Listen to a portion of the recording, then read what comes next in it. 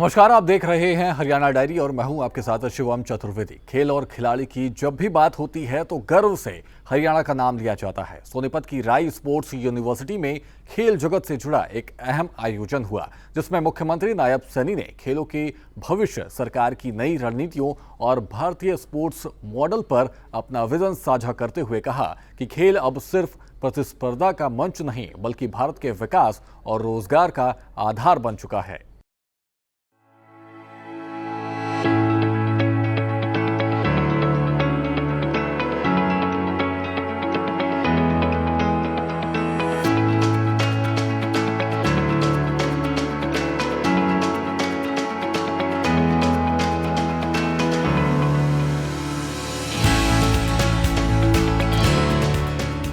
सोनीपत की राई sports university में आयोजित next gen sports management conference में मुख्यमंत्री नायब सिंह सैनी पहुंचे, जहां उन्होंने खेलों को भारत के विकास का आधार बताया।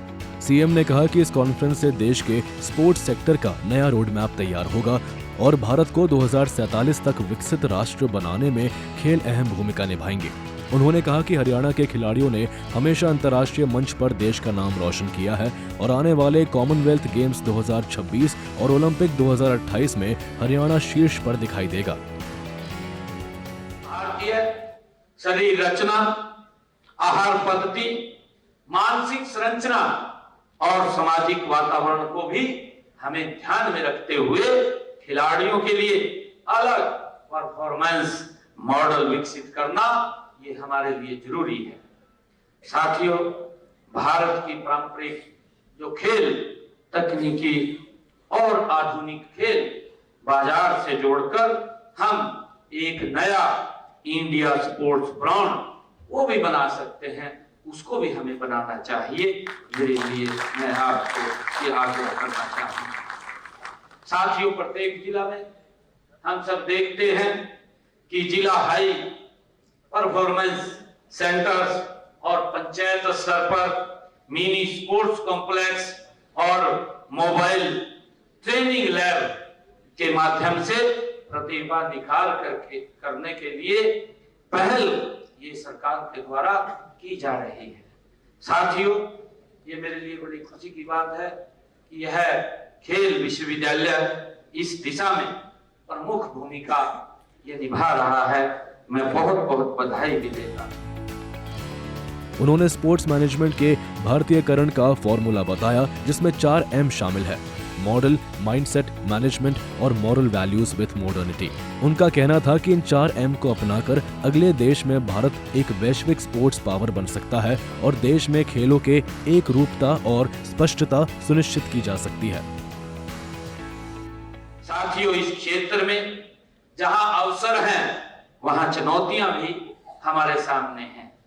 हमें इन्हें स्वीकार कर समाधान की दिशा में गति से आगे बढ़ने की आवश्यकता है।